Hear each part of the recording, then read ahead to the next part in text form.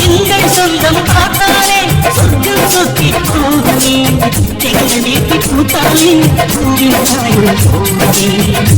வாங்க வாங்க வாங்க வாங்க மாப்ள வாங்க. உடம்பு சரியாயிட்டா மாப்ள? நல்லா இருக்கீல? நான் கூட ரொம்ப பயந்து போயிட்டேன். என்னாச்சோ ஏதாச்சோன்னு பதறி போய் உட்கார்ந்திருந்தேன். முழுசா வந்து முன்னாடி நிக்கும்போது தான் நிம்மதியா இருக்கு. நல்லா இருக்கீல மாப்ள? சரியாயிட்டீல? பழசெல்லாம் உங்களுக்கு ஞாபகம் வந்துட்டுன்னு சொன்னாவே. நான் இப்போ உங்களுக்கு வெறும் அத்தை மட்டும் இல்ல மாமியாரும் கூட. மா, நான் என்னோட ரூமுக்கு போறேன். யாரும் வந்து என்னை டிஸ்டர்ப் பண்ண வேண்டாம்னு சொல்லுங்க. ஏய் சூர்யா, யாரும் வந்து டிஸ்டர்ப் பண்ணாதீங்கம்மா. நான் ரூமுக்கு போறேன். எனக்கு தலைலாம் வலிக்குது. மைனி என்னாச்சு மைனி? மார்மல் தலை வலிக்குதுங்கவே ஹாஸ்பிடலுக்கு பாத்து வரலாம்ல. இப்படி அவசரமா ஓடியாருது. பாருங்க இப்ப மூஞ்சி குத்து பேச மாட்டேங்கிறாரு. அன்னபூர்ணி, மாப்பிள்ள மூஞ்சி கொடுத்து பேசாததுக்கு வேற ஒரு காரணம் இருக்கு. எனக்கு வேற காரணமா? என்ன காரணங்க? அவருக்கு இந்த கல்யாணம் பிடிக்கலையா. எனக்கு சொல்றியா பிடிக்கலையா? அன்னபூர்ணி அப்படி இல்ல எதுவும் இல்ல. பழசெல்லாம் திடீர்னு அவருக்கு ஞாபகம் வந்துட்டுல, அதனால எதையும் ஏத்துக்கிட முடியல. ஏத்துக்கிட முடியலனா என்ன சொல்றீ மைனி? என் பிள்ளை பிடிக்கலையா ஏத்துக்கிட முடியாரோ? எத்தே அப்படிலாம் இல்லத்தே. என் தம்பி சூர்யா துர்கா பிள்ளைய தானே விரும்பிக்கிட்டு இருந்தான். அவனுக்கு இந்த பழச மறக்கிறதுக்கு முன்னாடி துர்காவை தான் பிடிக்காது, உங்களுக்கே தெரியும்ல. அந்த பிள்ளைய தானே கல்யாணம் பண்ணி வைங்கன்னு கேட்டா, அதனால தானே பியாசி முடிச்சிருந்து. இப்போ தலையில அடிபட்டதுனால அவனுக்கு பழைய ஞாபகங்கள் வந்துருச்சு. அதான் துர்கா கூட நடக்க வேண்டிய கல்யாணம் யாமினி கூட நடந்துட்டேன்னு கொஞ்சம் மன வருத்தத்துல இருக்கான். போக போக சரியாயிரம். நீங்க எதுவும் நினைச்சு கவலைப்படாதங்க. மைனி என்ன மைனி இது? மாப்பிளைக்கு பிடிக்கலையா? போக போக தெரியாதுன்னா என்னத்தா? அத கல்யாணம் முடிஞ்சு போச்சுல, இவ்வளவு சொல்லியா நம்ப மாட்டாரா? யாமினி பிள்ளை என்ன தெரியாமலையா? அன்னபூர்ணி அதெல்லாம் எதுவும் இல்ல. அவனுக்கு திடீர்னு ஞாபகம் வந்துட்டு பத்தியா? துர்கா பிள்ளை தானே முதல்ல பேசி முடிச்சு நிச்சயம் வரைக்கும் போயிருந்து.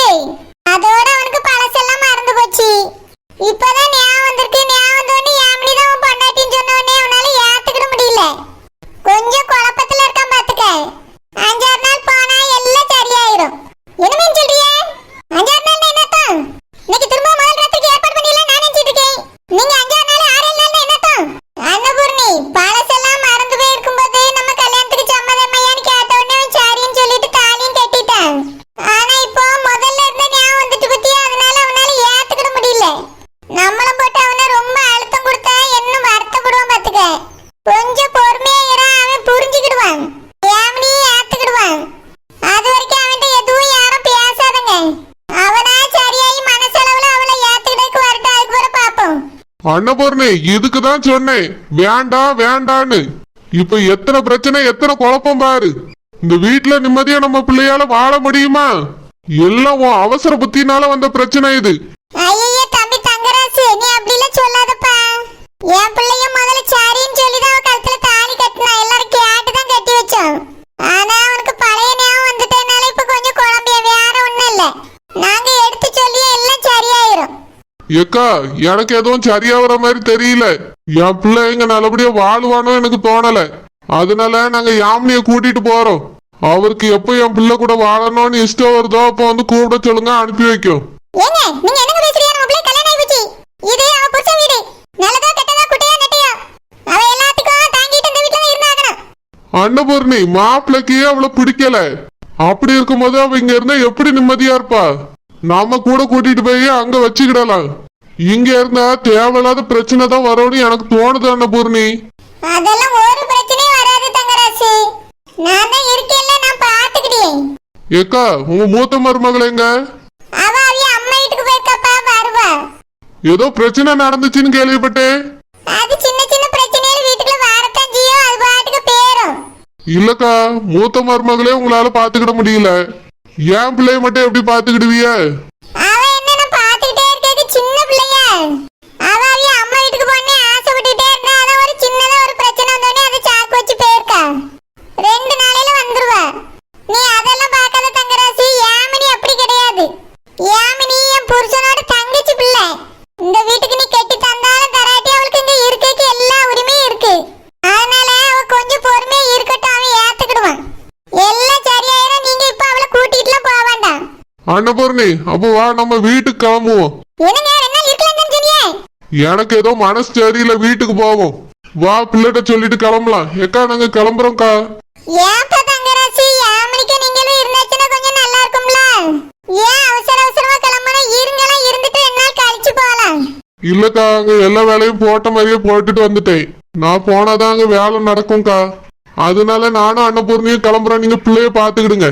அன்னபூர்ணி வா, பிள்ளைகிட்ட சொல்லிட்டு கிளம்புவோம். மார்மோளோலா, ஏட்டி மார்மோளோலா, என்னதான் பண்ணுவாளோலா தெரியல. ஏ மார்மோளோலா, என்ன தேய்? பக்கத்து வீட்டுல என்ன நடக்குன்னு தெரியாம தான் வீட்டுல இருக்கீங்களோ? என்னத்தே நடக்குது? ஏன் உன் தங்கச்சி வாங்கிட்டு ஒண்ணும் சொல்லலையோ? மத்ததெல்லாம் யாரையாவது வத்தி வைக்கணும்னா வந்து சொல்லுவா. இத சொல்லலையா உன் தங்கச்சி? என்னத்தே, என்ன பிரச்சனை? நேத்து ராத்திரி சூரிய மயங்கி விழுந்துட்டா, உனக்கு தெரியுமா? அப்படியா, என்னாச்சு தேய்? என்னது அப்படியாவா? அப்போ நேத்து ராத்திரில இருந்து இப்போ வரைக்கும் அந்த வீட்டு பக்கம் யாரும் போகல, அப்படிதானே? ஏத்தே, அது வந்து கல்யாணத்துல ஆடி ஓடி வேலை பார்த்தோமா, ஒரே கால் வலித்தே, அதனால படுத்து கிடந்தோம். ஆமா, அந்த மண்டபத்தை தூக்கி நீ நான் தலையில வச்சிருந்தா, அதனால உனக்கு கால் வலிச்சிருக்கும். அவளுக்கு கால் வலி வந்துட்டு உனக்கு என்ன வியாதி எடுத்துச்சு? ஏத்தே, அங்க போனாச்சுனாலே குஸ்பக்கா இருப்பாவ. மண்டபத்துல வேற அவியலால ஒரே பிரச்சனை தேய். உங்களுக்கு அவியல பத்தி தெரியாது. எங்க அம்மையும் தங்கச்சி என்னெல்லாம் பேசினாவ தெரியுமா? திருடின்னு சொல்லிட்டாவ தேய். அதனால தான் எனக்கு அவியல பார்க்கவே பிடிக்கல. அந்த வீட்டுக்கும் போறதுக்கு மனசு இல்ல. அப்படியே அந்த குசுபவே வீட்டுல இல்ல, அது தெரியுமா உனக்கு? உங்களால தான் வீட்டை விட்டு வெளிய போனாளோ? என்னத்தை சொல்றியா? வீட்ல இல்லையா? ஆமா, வீட்ல இல்லனே அக்கா சொல்லிட்டு இருந்தாவ. பிள்ளைகளை கூட்டிட்டு அவ அம்மா வீட்டுக்கு போயிட்டாள.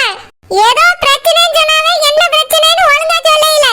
இப்பதானே தெரியுது உங்களால தான் அவ பெட்டியை தூக்கிட்டு போயிருக்கான்னு. வாயை வச்சுட்டு சும்மா இருக்க வேண்டியல. எங்க போனாலும் உனக்கு உன் தங்கச்சிக்கு சண்டை இழுத்துற வேண்டியது. ஏத்தே, நாங்க ஒண்ணுமே சொல்லல அவியல. அவியதான் எங்க அம்மையும் தங்கச்சியும் ரொம்ப யாசிட்டாவ. ஏன் கல்யாணத்துல என் தங்கச்சி நாகப்படையில நீ கூட யாசிருக்காவ.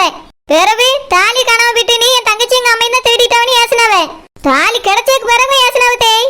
நாங்க அவியல எதுவுமே சொல்லல. அவிய கோச்சிட்டு போனதுக்கு எங்களுக்கு எந்த சம்பந்தமும் கிடையாது. நீங்க எங்களெல்லாம் பேசாங்க தேய். ஏத்தே, சூர்யா குழந்தை எதுக்கு மயக்கடிச்சு விழுந்தாரு, அது சொல்லுங்க தே முதல்ல. மயக்கடிச்சு விழுந்தானோ இல்ல கால் வலிக்கு விழுந்தானோ எப்படி விழுந்தானோ தெரியல. ஆனா சூர்யாக்கு இப்ப பழசெல்லாம் ஞாபகம் வந்துட்டு. அப்படியா, பழசெல்லாம் ஞாபகம் வந்துட்டா? ஏத்தே, அப்படின்னு அவரை அடிச்சுதான் யாரோ போட்டிருப்பாவ தேய். ஏன் சொல்றேன்னா, கல்யாணத்தை அன்னைக்கு எப்படி நடந்துட்டுனா என்ன அர்த்தம்? யாரோ வேணும்னு கட்டி இதுக்கே அடிச்சிருப்பாவலன்னு தோணுது தேய். மத்த இடத்துலலாம் இவ மத்து மடச்சாம்பிராணியா தான் இருக்கா. இந்த விஷயத்துல மட்டும் இவ எப்பவுமே விவரமாவே இருக்காளே எப்படி? ஏத்தே, நீங்க சொல்லுங்க தேய், யார்கிட்ட அடிச்சிருப்பா? நீ தான் அடிச்சிருப்பா. என்னது, நானா? ஆமா, இங்க யாருக்கு வராத சந்தேகம் உனக்கு மட்டும் வருதுன்னா என்ன அர்த்தம்? நீ தான் போய் கட்டையால அடிச்சிட்டு வந்திருக்கணும். வாங்க தேய், நானே அந்த வீட்டு பக்கமே போல, எனக்கே கால் வலியில நான் படுத்து கிடந்தேன். நேத்து செஞ்ச வேலையில இன்னைக்கு வரைக்கும் வலி உடையல. நான் அது கட்டை எடுத்துட்டு போய் அடிக்கிறதாவது. எனக்கு என்னமோ அவருக்கு ஃபர்ஸ்ட் நைட் அன்னைக்கு அடி விழுந்துருக்குன்னா யாரோ கட்டை எடுத்து அடிச்சிட்டு போகலான்னு தோணுது தேய். தோணு, உனக்கு நல்லா தோணு. அங்க போய் இப்படி எல்லாம் சொல்லி தெரியாத வாட்ட வருவா. பிறகு எல்லாரும் உன்னையே தான் சந்தேகப்படுவாங்க, நான் பட்ட மாதிரி. இவ்வளவு விஷயம் பக்கத்து வீட்டுல நடந்திருக்கு. ரெண்டு பேரும் வீட்டுல இருக்கே, ஒண்ணும் தெரியல. எனக்கு என்னமோ நீங்க ரெண்டு பேரும் போய் அடிச்சிட்டு வீட்டுக்குள்ள வந்து பதுங்கி கிடக்குறீங்களோன்னு தோணுது. ஏத்தே, நீங்க ஒரு ஆள் போதும் போலயே. வாங்க தேய், எங்களுக்கே அவர் அடி வாங்கினதே தெரியாது, நீங்க சொல்லவே தான் தெரியுது. வாட்ட வருவாங்க, அடி வாங்கல, கால் வலிக்கு கீழே விழுந்து தலையில அடிபட்டிருக்கு. அப்படி அடிபட்டதுனால பழசெல்லாம் ஞாபகம் வந்துட்டு. சொல்றது புரியுதா என்னன்னு எனக்கு தெரியலம்மா. வாட்ட உருவத்துக்கு படம் போட்டு தான் காட்டணும் போல. எனக்கு இப்ப புரியுது தேய். என்னத்த புரிஞ்சுதா? அங்க போய் உட்கார்ந்து ஆறுதல் சொல்லலாம். கல்யாணம் நடந்த வீடாச்சே, 1008 வேலை இருக்கு, மேல போய் வேலையில பார்க்கலாம். ஒண்ணு கிடையாது, இங்கே வீட்டுக்குள்ள கடந்து கும்மி அடிங்க. பிறகு எப்படி அக்காக்கு உங்க மேல பாசம் வரும், சொத்து எப்படி நம்ம பேர்ல எழுதி தருவாங்க? சரியான ஓட்ட உருவங்கள். புவாங்கிட்டியாங்க எல்லாம் மனசு ஆட்டத்துல இருக்காங்க. ஏதாவது வேலை செய்யணும்னு போய் கேட்டு செஞ்சு கொடுங்க. நாங்களா தேய்? இங்கே இன்னும் ஒரு வேலை முடிக்கலையே. முடிக்க வேண்டிய உன்னால நான் கேட்ட அக்கா, என்னால நீ கேட்ட தங்கச்சினே கட்டி பிடிச்சிட்டு நான்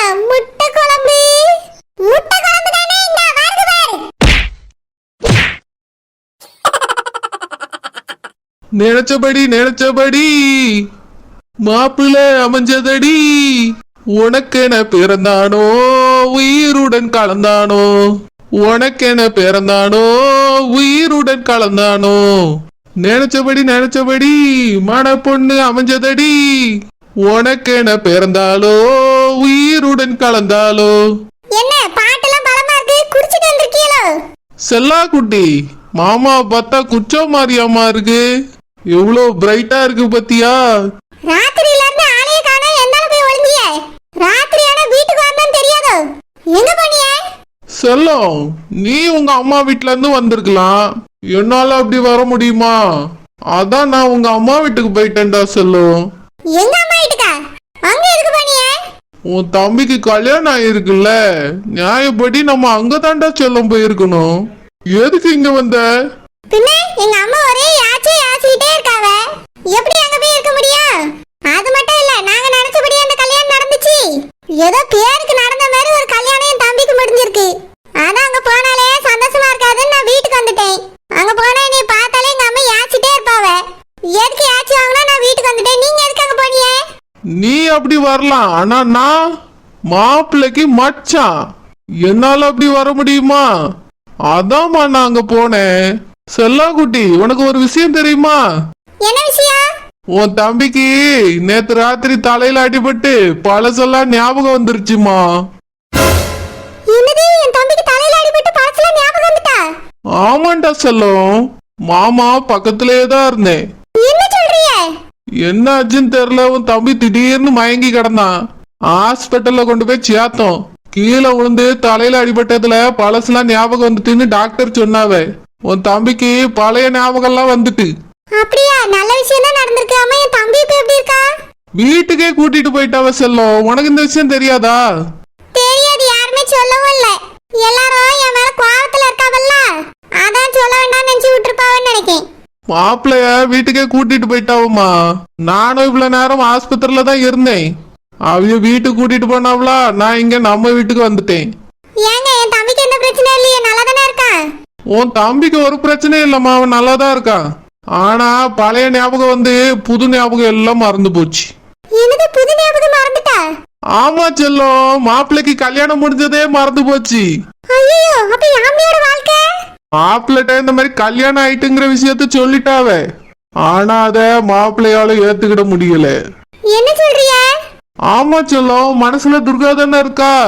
திடீர்னு யாமினி கூட நடந்த கல்யாணத்தை மாப்பிள்ளையால ஏத்துக்கிட முடியல.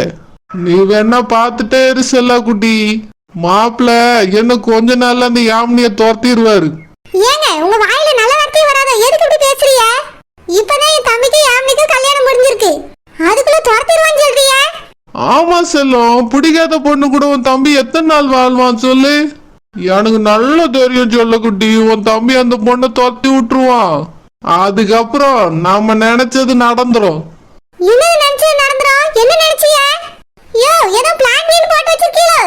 சீச்சி சீச்சி, உன் புருஷனை நீ தப்பா நினைக்காத செல்லம். நான் என்ன பிளான் போட போறேன்? பிளான் போட்டு எனக்கு என்ன கிடைக்க போகுது? சும்மா பொதுவா சொன்னேன். உங்க பேச்சு ஒண்ணும் சரியில்லை. நீர் பொதுவா சொன்ன மாதிரியே எனக்கு தெரியல. இதுல ஏதாவது உள்குத்து இருந்துச்சு, மூக்கிலே குத்தி விடுவேன். பிளான் பண்ணி துர்காவை கடத்திட்டு இவங்க பொண்ணு என் தலையில கட்டி வச்சுட்டு இப்ப என்னமோ நல்லவங்க மாதிரி நாடகம் போட்டுட்டு இருக்காங்க. மாமியார் இவங்களெல்லாம் நான் எந்த காலத்திலயும் மாமியாரை ஏத்துக்கிடவே மாட்டேன்.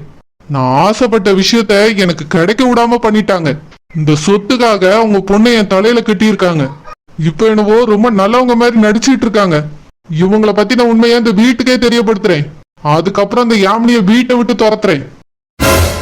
அப்பதான் நான் யாருன்னு இவங்களுக்கு தெரியும். நான் பழசெல்லாம் மறந்து இருந்ததுனால ஈஸியா அவங்க பொண்ணை என் தலையில கட்டி வச்சுட்டாங்க. நான் யாரு, எவ்வளவு பெரிய கேடின்னு அவங்களுக்கு தெரியல. அவங்க பொண்ணை எப்படி இந்த வீட்டை விட்டு துரத்தணும்னு எனக்கு தெரியும். துரத்தி காட்டுறேன்.